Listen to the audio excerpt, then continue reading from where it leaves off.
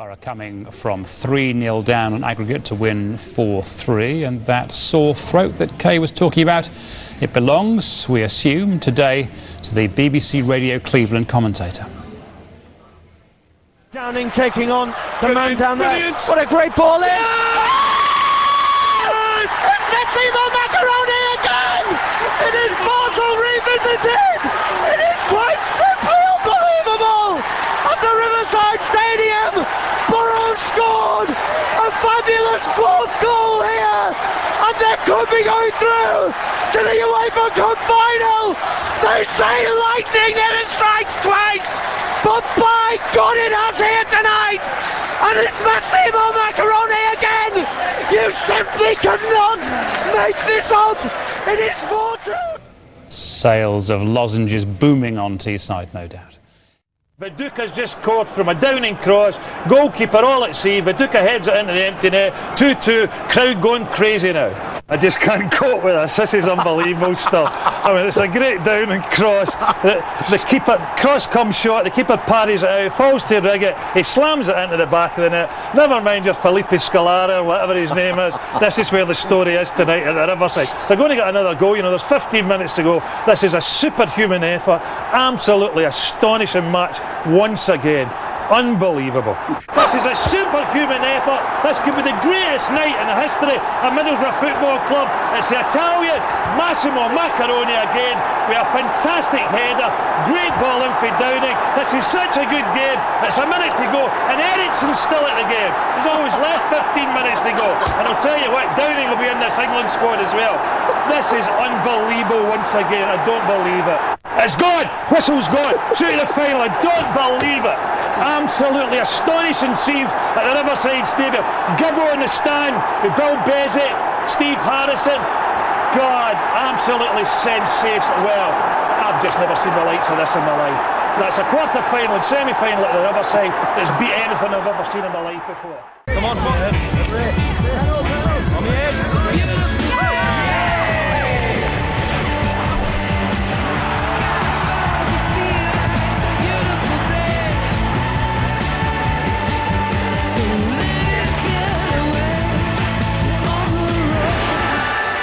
Who says lightning doesn't strike twice? It does at the Riverside. Unbelievable drama as Boro storm into the UEFA Cup final. Third time lucky, McClaren's massive week ends in glory.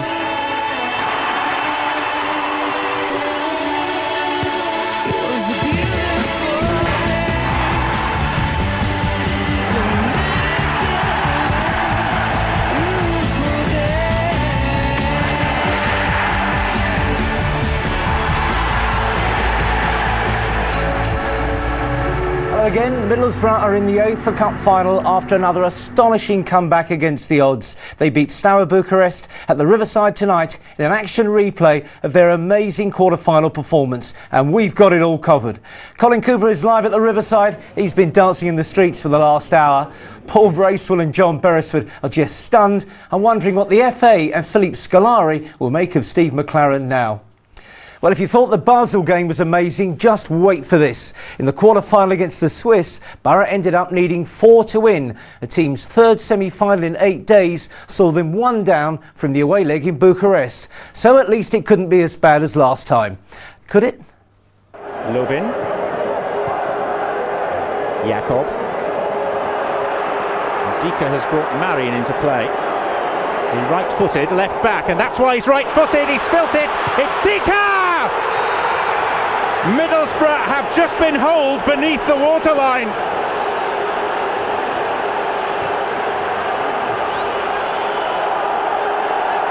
And comebacks like that against Basel happen only once in a lifetime.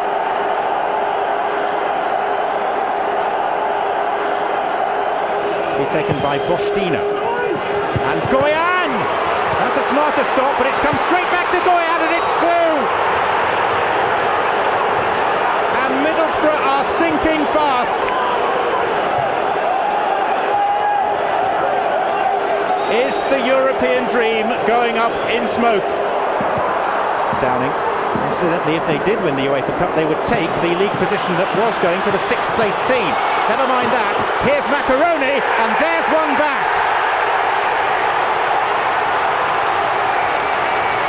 it couldn't happen again, could it? It's a longer ball. It's badly dealt with by the Steaua defence, and it's a very, very simple pass for Viduka to pick out Macaroni. Gives them a chance. He does, though, feel that his team are defending too deep. He wants them to push up. Downing.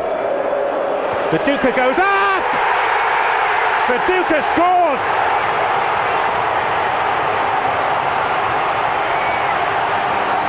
And all around the Riverside there are questioning looks, as if to say, we have been here before. Carnaby with distance, Riggett on, Yakubu poaching, Stuart Downing drives it in, and Riggett turns it in! He missed a sitter on Sunday, he has scored from point-blank range, and make no mistake, Middlesbrough are very much in business. They are level on aggregate. Riggett has done extremely well, and he'll be feeling better about that after the earlier goal conceded too. Oh dear, oh dear. Are we in the middle of some strange dream, or are we watching a tape of another game? And a poor ball in. Kadru. Downing is just waiting by the touchline, hoping for the ball. Now he'll get it from Viduka, and he'll measure across. And it comes out to Parnaby and Hasselbank, who goes down seeking something. We've seen that once already, it cost him a card. Downing again. 3 forward, Hasselbank down, useful cross, and a header, and it's that man again! Unbelievable! Same minute, same result! Massimo Macaroni, forever etched into Middlesbrough's history. Middlesbrough are heading for Eindhoven. I mean, for him to do it again, but watch this when it comes back to Downing here. It's not cleared well by Steaua, very, very sloppy in releasing it to Downing. Viduka's offside, he knows that. If he plays it in first time, it's going to be disallowed, it's going to be offside. He bided his time, took his man on again, hung a great ball to the far post. But still defensive work to do. Mistake, Dika, Ehiog in the way. Steve Gibson struggling to look, so too the manager. Carlos. Kadru with a heroic header. That's it! That is it! Brilliant! Unbelievable! Historic! Hysterical! Magnificent! Middlesbrough will play in Eindhoven in their first European final. I can't believe it. I thought against Basel, tremendous performance and comeback. And I thought Lightning can't strike twice, surely. But the longer the game went on, the character of the players was amazing. The supporters were absolutely fantastic. Kept the team going at the right time. And we deserved it. We're doing it in a hard way, but we deserved it. It's obviously a dream come true. It's a bit of a cliche, but it really is. I mean, when we entered the competition, it'd be nice to get into the latter stages and to get to the final. We just got to make sure we win it. I mean, it's all good getting there, but we've got to make sure we get the trophy. So amazingly, Boro 4-3 on aggregate, 4-2 on the night, and they'll face the Spanish side Sevilla in the UEFA Cup final in Eindhoven in 13 days. They knocked out Schalke with a goal in extra time. First, let's go live to the Riverside. Colin Cooper is still there, and I suppose, Colin, at 3 down on aggregate, you were still confident, no problem. I just say cheers from the Riverside. It may not be crystal, but it tastes just as nice, believe me. It's been a fantastic night here. I mean, you know, again, we were against Basel, we were 3 goals down with just under an hour to play this time, so we'd cut it a bit fine. Goodness gracious me, I thought the Basel game was something special, but these are things that you just have got to take in and never forget. I said to somebody after the game, every single person in the Riverside tonight has got to remember this, because things like this don't happen. Lightning striking twice in the same place. Certainly not a Middlesbrough normally. The atmosphere just seemed fantastic.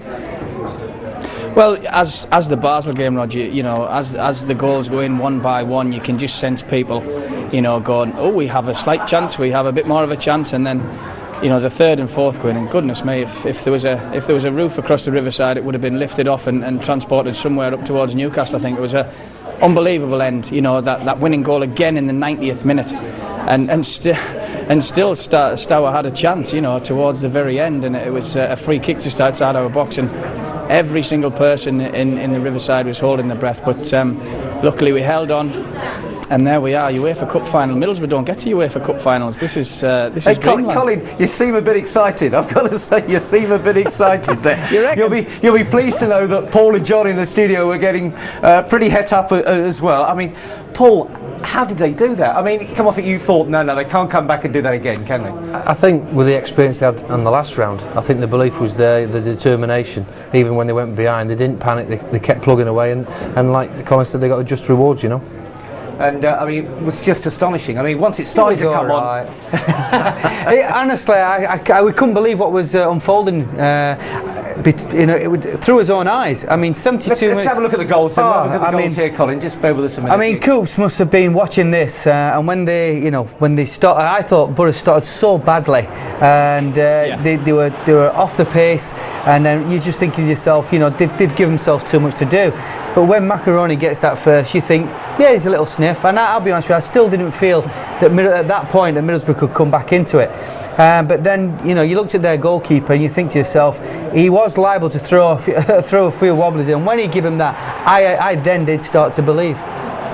Viduka again was on fire. I mean, John's spot on. He's absolutely spot on. I mean, we go 2 goals down. We weren't playing well at all. Everyone can stand here and hold a hand on the heart and say we weren't playing well at all. And then because of Gareth Southgate hurt his hamstring, so we had to revert kind of back to a 4-4-2 as regards a 3-5-2, and it all kind of slotted into place. Everyone seemed to know. Sorry, Coach, to jump in there, but I actually thought Gareth's injury actually was a blessing in disguise, because it just made Middlesbrough's minds up. Yeah. So much more comfortable in that 4-4-2, John. I mean, I think the reason we played the 3-5-2 is because it, to a certain degree, it worked pretty well on Sunday in the semi-final against West Ham, certainly in the first half. But that second, when Gareth goes off, we have to go to 4-4-2. Just want to get Paul in here. Massimo on, just and a minute, Colin. It's the success story of the season again. Yeah, bring Paul in here as well. Stuart Downing's contribution. Yeah, you can see from the clips there, great quality, knowing when to put it in and deliver in the danger area. With Sven watching as well, he must have done his case fantastic for the World Cup squad, Final word with Colin. What about your gaffer? What a week he's had. All the Scolari stuff in 10 seconds. How's he feeling? Well, I think we just, this is a shot in the arm for English coaches, English managers, and someone packed Scolari's bags and send them back to Portugal. We'll have an English manager for England, please. Colin, fantastic. Go back to the bar. Cheers. Well, Steve McClaren might be staying at the Borough, but just what is the future for the region's caretakers? We'll talk more on that in a moment. And have Pools given themselves a chance of survival? Another cliffhanger ahead, and all the whys and wherefores in our North East football history. I want to end up going back to Middlesbrough tonight and to Steve McClaren. I mean, where do you think this leaves now the whole England job? Because Brian Barwick must be looking at it tonight, and the Philip Scolari thing, thinking, have I got the wrong man? I think when they actually went for Scolari, I think they thought, Brazil, won the World Cup, they've done well with Portugal, thinking that'll appease everybody. And I don't think he realises the reaction of the nation itself. I think it's been rammed through the media and from people like ourselves. We believe that there's an English guy out there who is perfectly set up to manage England.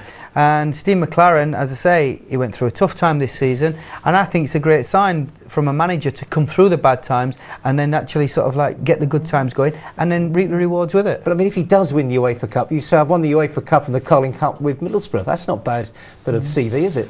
Exactly, and like we said before, he's had that experience because he has been with Sven over that time as well, so he has had that international experience. You'd have felt he was being groomed for it. That's how I always felt, and then he just needed to prove himself, within the national game, and then it would have been next step for him. He's got to be laughing about it a bit tonight, hasn't he? He'll be laughing, I know that. Well, well done, Steve. Well done to you. Tonight's fantastic news again then from the Riverside. Middlesbrough are in the UEFA Cup final after another amazing 4-goal comeback to beat Steaua Bucharest. They'll play Seville in the final on Wednesday, May the 10th. And you can see that game live on ITV. More reaction, North East tonight at 6 tomorrow. Well done, Borough. Good night.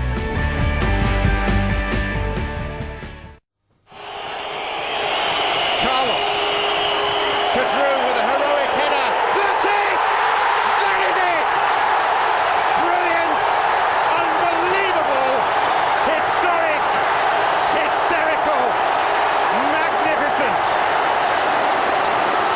Middlesbrough will play in Eindhoven in their first European final. Good evening, welcome to Friday's North East Tonight. We're live from the Riverside Stadium after a momentous 24 hours here on Teesside. Middlesbrough are through to the final of the UEFA Cup. Just like the quarter-finals, Boro had to score 4 goals. Just like the quarter-finals, Massimo Maccaroni was the hero, as once again Boro defied the odds to beat Steaua Bucharest and qualify for the UEFA Cup final for the first time. And comebacks like that against Basel happen only once in a lifetime. Here's Maccaroni, and there's one back. It couldn't happen again, could it? And it's Staua's turn to look grappled. And make no mistake, Middlesbrough are very much in business. Forward, Hasselbank down, useful cross, and a header, and it's that man again! Unbelievable! Same minute, same result! Massimo Maccaroni, forever etched into Middlesbrough's history. I never expected it growing up and playing in the youth team, but you get into the first team and you're playing with world-class players. It's 20 years ago in '86 that they won what is now the Champions League, which was the European Cup. We reminded them that it was our special year because it was '86. It's been an incredible story, and when you think 20 years ago, you know, the chairman stopped this club from going to the wall, and this town's going to party for about a week. It's not the game. He took Southgate off and brought Maccaroni on, who wanted to do it for the fans. We'll see you all in Holland, I suppose.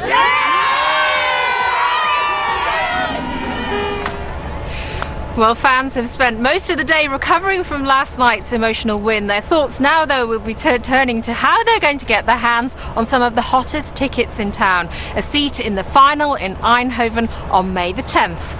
Yes, the fans have been queuing since the early hours of this morning, trying to put in their ticket applications. But as Claire Wilson has been finding out, only the lucky few will get to go. Fans are already filling out forms with the hope that they will be chosen to witness the most historic night in Middlesbrough Football Club's history. But with only a few thousand places for travelling support available, only a selection of the 12,000 longest-serving season ticket holders will get a place. We've only got 9,200 tickets. Probably we could sell 10 times that amount. Everybody will want to go, but we've got to deal with it in a controlled yet fair manner. Application forms are going out as we speak. They'll be back in by Tuesday, and then we'll have a draw and see who's the looking fortunate few that have got the tickets. Perhaps if we can't get any more tickets, then at least we might be able to have a beam back into the Riverside Stadium, and we perhaps can replicate the Eindhoven atmosphere in the Riverside. But for many, nothing will compare to actually being able to say that you were there. I need to be there. Need to see it. Just to be part of the history of the club, it's just fantastic. Need to be there. It's a thing we've been waiting for all our lives. Now I'm 58. I've never seen anything like this in my life. Never been involved with anything, and I've supported them since I was about 5-year-old. I'd love to get to Eindhoven, so I'll put my application in now. Well, you could say a prayer for that one as well. Indeed, that's right, yeah, will do. There's a real buzz on the streets around Middlesbrough, and the centre is about to get a total transformation as they plan to paint the town red. These designs will be made into banners which will line the roads as the whole area will become awash with a sea of red. It has happened before, and the last two occasions where it happened, the Carling Cup and the England-Slovakia game, obviously the businesses getting behind the team were obviously a bit of a lucky charm because the teams actually came out on top on both occasions, so let's hope it happens again this time.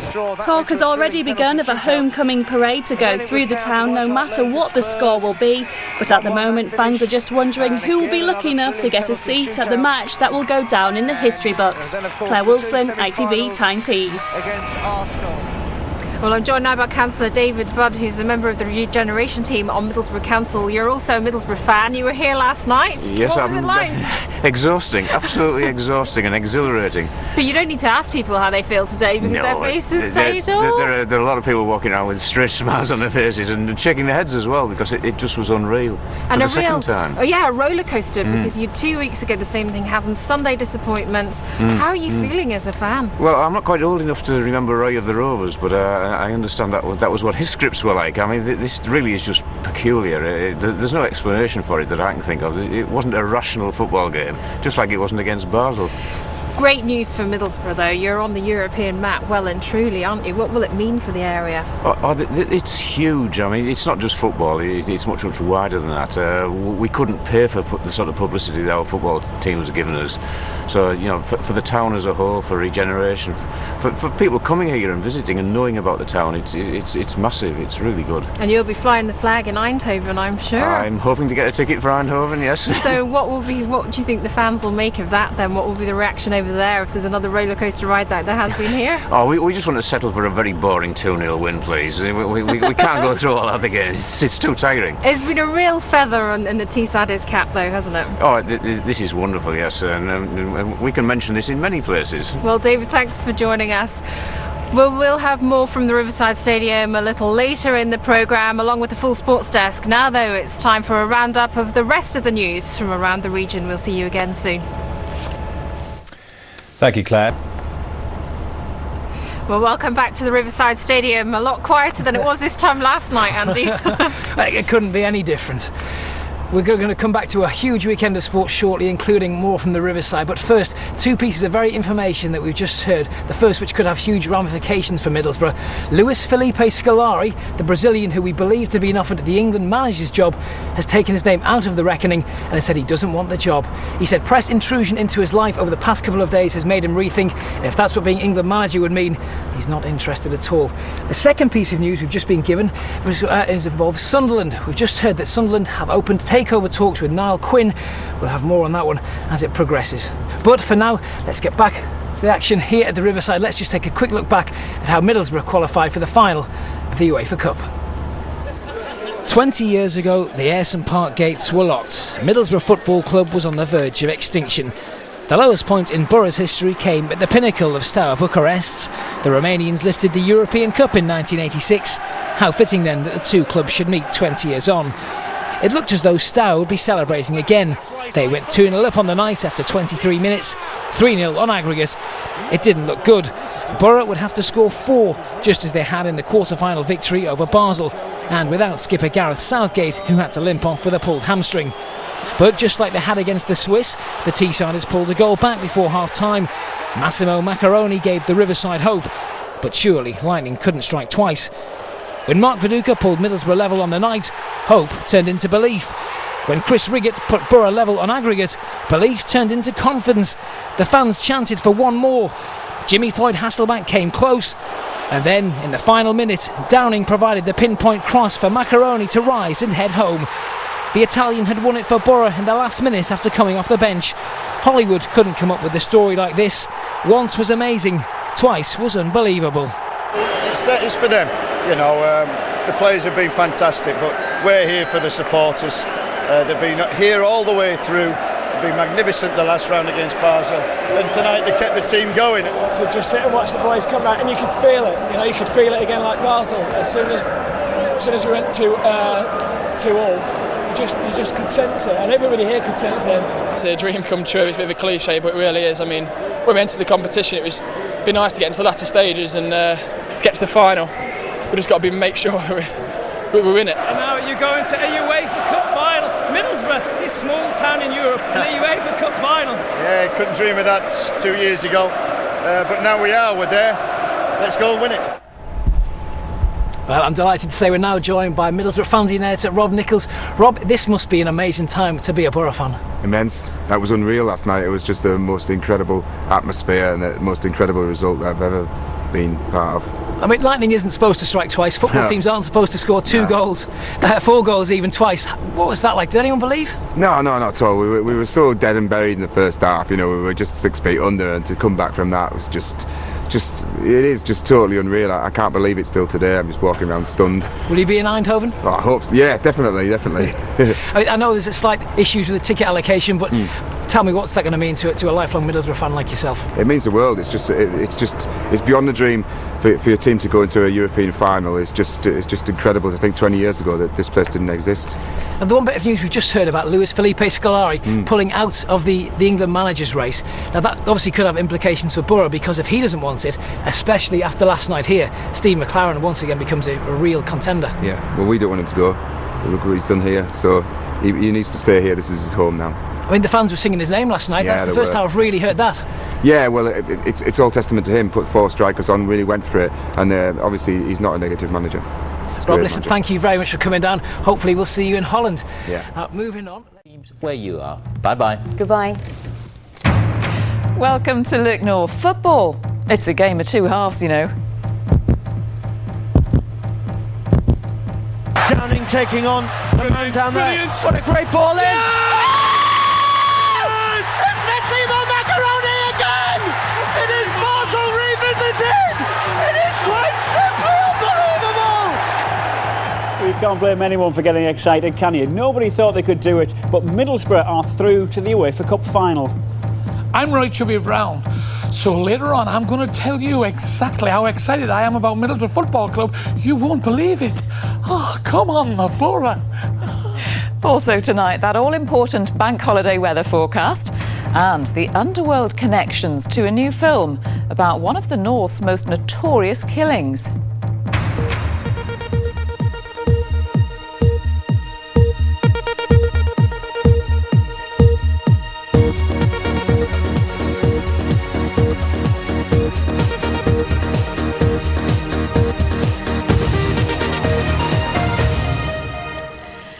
Surely it couldn't happen twice. It did. For the second time in a matter of weeks, Middlesbrough came back from the dead with another bunch of late goals in a UEFA Cup tie. Only this time, they've reached the final on May the 10th. Wow, well, that's the first European final for a North East team for 37 years. Manager Steve McClaren admitted they'd done it the hard way. And didn't they? Today, no one at the club or in the town could quite believe it. There's already a desperate rush for tickets and a row, actually, over Middlesbrough's allocation for the final in Holland. More on a fantastic football match from Jeff Brown later. First, though, let's go live to Stuart Wincup. Stu. Well, Middlesbrough is a club which has produced some great names over the years, legends like Hardwick and Mannion, but even their achievements have been surpassed by this current side. Now, the UEFA Cup used to be a competition that Middlesbrough would have to make do with watching other sides enjoy, but now they're only 1 game away from winning it. Not bad for a small town in Europe. They've made history and they wanted everyone to know. Shops and offices decked in red and white as the whole town celebrated an achievement which was about a lot more than winning a football match. I'm 52 years old and I've waited for this all my life. Can't believe it. Yeah, that's right, mate. Voice a bit this morning and the head's a bit sore. But we're there. They went 2-0 down. I was stood in the concourse and I thought, should I go back up for the second half, and something just inside me just said, yeah, get up there and shout the lads on. And just unbelievable. Can't believe it. Still can't believe it.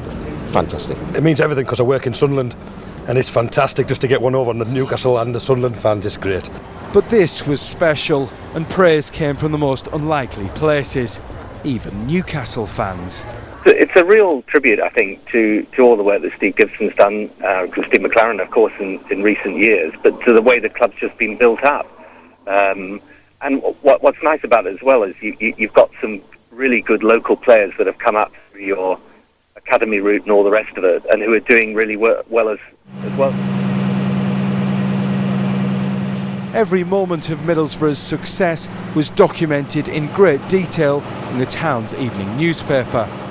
It's absolutely terrific. I mean, the town of Middlesbrough's never had anything like this before. It's just unbelievable. I mean, to come back in the way they did last night, and the fans to witness another Bâle performance was just absolutely incredible. And can it get any better than this? Yes, it can. We're going to win the final. Their remarkable European journey started in the little-known Greek town of Xanthi. They've beaten the favourites and twice made the impossible possible. If anyone deserves a place in Eindhoven, Middlesbrough do. Stuart, today everybody's still going absolutely crackers in Teesside, but surely it didn't compare to last night. Well, that's right. Middlesbrough fans know very well by now their team don't do anything the easy way, but really needing to score 4 goals to get into the final is taking it a bit far. But that's really what made this comeback so special. That was fantastic. That was absolutely fantastic. Come on, Boro! What we can do. Unbelievable. Absolutely fantastic. We thought we'd done it against Bâle. We're never going to do it 2 down. We're never going to do it. Just fantastic. What a team. My heart can't take much more of it. Absolutely fabulous! Get in! I'll be at Eindhoven. It really were dead and buried, weren't you? The heart went down, but I just thought of the last game. We've done it once, we'll do it again. And we have! We're all off to Holland! Well, that's the thing, Stuart. The sad news is that not everybody can be in Holland, can they? Yes, Carl, that's right. That's the only real disappointment today. The club has learned that it will only receive 9,200 tickets for Eindhoven. Now, to put that into some perspective, the club has over 24,000 season ticket holders. So quite simply, a lot of loyal fans will miss out. Our business correspondent Ian Reeve reports. Rob Nichols is probably one of the lucky 9,200 Boro fans who will get a ticket for the UEFA Cup final.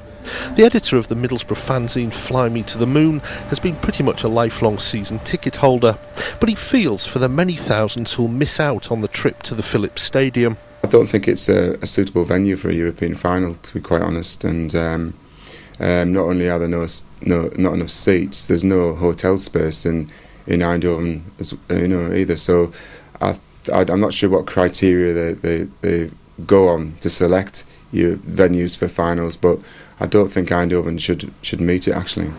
UEFA says that fans of Seville will get the same allocation as Middlesbrough's. The 17,000 tickets left go to sponsors, commercial partners, the Dutch Football Federation and European football associations. We're looking at the possibility of trying to get a beam back into the Riverside Stadium for the game so that perhaps they can at least experience a similar atmosphere. We'll know more about that next week after we've tried to do a deal with UEFA and their rights broadcasters.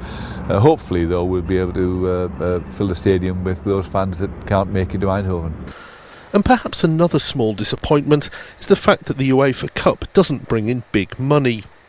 From the 7 Middlesbrough home games that have been televised, the club's earned around £2.5 million. And when, or if, they win the UEFA Cup, they'll only get about £2.2 million as prize money. The runners-up get £1.5 million. But the club says they haven't been in the competition for the money, and to be in the final in Eindhoven on May the 10th is just priceless. Well, Jeff Brown will be along in a few minutes with all the goals and reaction from last night's fantastic night. But for now, it's back to you in the studio, Right, Carol. now back to Jeff at the Riverside. And Jeff, it's all happening tonight. Some breaking news about Sunderland.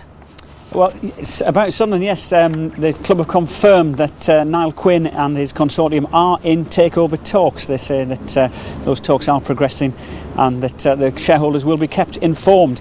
Bigger news for Middlesbrough, though. This has huge implications for Middlesbrough fans. Within the last hour, Portuguese national coach Luis Felipe Scolari has told Portuguese state radio that he's going to turn down the England job. And that, of course, will mean that Steve McClaren, the Middlesbrough manager, will be red-hot favourites to take over from Sven-Göran Eriksson, especially after taking Middlesbrough to the UEFA Cup final. Mark Tulip was one of those lucky enough to be here at the Riverside last night. 1 hour before kick-off and an air of quiet optimism, but with no one predicting a repeat of that 4-goal comeback 21 days ago. I think tonight will be the big night, and I think we'll get there. A 2-0 win, hopefully. I think that if the players put the whole heart in tonight, we're going to win. More than 34,000 packed the Riverside, many of them stating their preferred destination. But it was soon a case of deja vu as Steaua did at Basel and scored an away goal. Poor old Brad Jones in for his fellow Aussie keeper Schwarzer. And then disaster, a defensive shambles as the Romanian champions killed the tie off. Well, come on, lightning doesn't strike twice, does it? With Boro once again having to score 4 times to win the tie, it was super sub Macaroni to the rescue. Game on? I think the manager said it quite well, in half-time he said, well, do you believe you can score 3 goals at home? And Jimmy Hasselbank said, yeah, we believe we can do that. And he said, well, then get out there and just do it. Crossing from the left, and there it is, the goal back! Mark Viduka! Is there a glimmer of hope here? Long throw-in comes in from the right-hand side into the area. Chris Riggott flicks on. Steaua defence is in a bit of bother. Downing! Saved it in! Chris Riggott tipped it in! Now how about this? Chris Riggott scores! And Boro are right back in this match! Downing taking on the man down there. What a great ball in! It's Massimo Macaroni again! It is Basel revisited! It is quite simply unbelievable! At the Riverside Stadium, Boro scored a fabulous 4th goal here! And they could be going through to the UEFA Cup final! They say lightning never strikes twice! But by God it has here tonight! You don't get many nights in your career that are like that, a game like that you come back and win, and we've had 2 in what, a month. Incredible, and what a set of players that we've got. It was definitely not in a scenario that we were going to that they was going to score 2 goals first and we are going to score 4. It's unbelievable. I need 4 or 5 days to recover, just from the result, not from my injury, just from the result. Hasselbank and skipper Gareth Southgate both with hamstring injuries are big doubts for tomorrow's match against Everton. A worry with the final against Sevilla less than a fortnight away. We've got 4 games to play and we've got to get players out. We've got players struggling with injury as well, so I guess we'll cross that bridge in the morning. Right now though, the biggest concern of these jubilant fans is to find a ticket for that match. Eindhoven, here they come. The lucky ones, that is. Well, if Massimo Macaroni was a match winner, he wasn't the only star of the show, because giving it everything behind the microphone for the Radio Cleveland listeners was this man, Paul Addison. Paul, I've got to ask you, how's the throat today? It's a bit sore, Jeff. It's not too bad now. I got up this morning about 6 o'clock to get into work, to just bask in the glory again and to help out with things there. It was very rough this morning. Somebody very kindly bought me some throat sweets, so I'm just about all right now, because it's going to be all right for tomorrow, of course. Absolutely. If you're going to be like that for a semi-final, what will it be like for the final? Well, I dread to think, to be quite honest with you. I got really high last night, higher than the Basel affair, which was, of course, just a couple of weeks ago. Didn't think that was possible. So it's got to go up another octave, hasn't it, in Eindhoven, if we are successful, and hopefully we will be, but hopefully not in such adversity at one stage in the match. Just give it a rest, lads. Go easy on us a bit. Absolutely. But will you have a manager then? Steve McClaren must be favourite for the England job now if Scolari isn't going to take it. It's a fascinating situation, isn't it? We go from one extreme to the other. Last week we were all in Romania and it seemed that Steve McClaren was there and he was going to be the next England manager, perhaps even named on the Friday after the first leg game. Then it changed, it was Scolari again, and now suddenly Steve McClaren's right back in the frame again, but he's a Boro legend at the moment, isn't he? So who knows? Absolutely. Well, I'll let you rest that voice for the final and for tomorrow's match, the first of 4 games in 8 days for Middlesbrough. On the Riverside, Carol, Middlesbrough in the UEFA Cup final, but they could be about to lose their manager. There's never a dull moment for these fans. Absolutely, Jeff. Well, you know, back to Boro's big night. One of the club's biggest and best known fans is Roy Chubby Brown. He was doing a show last night, but he told me earlier he was still keeping tabs on the score. Well, last night I was on stage at Southend-on-Sea and there was 2,500 people in the audience, and I had my tour manager stood at the side shouting the score out and shouting what was going on. And of course, when he said to me, we're 2-0 down, I went, oh, dearie me, blooming heck, never mind, poppycock. And if you believe that, I'm on a camel. And then I was talking to the audience, and then he said, it's 2-1. Then he said, it's 2 each. And I could feel myself getting a little bit delirious, you know. I was so excited.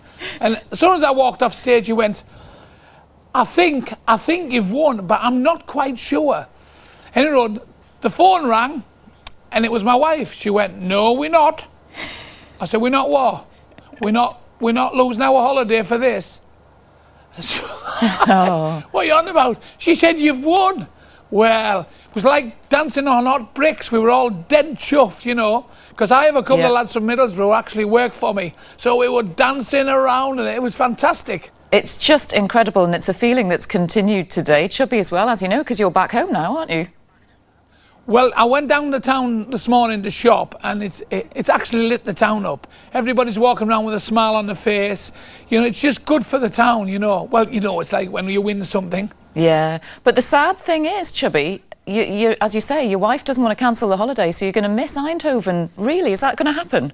Well, if she doesn't want to go, she won't get a chance to wear the scarf I've knit for her.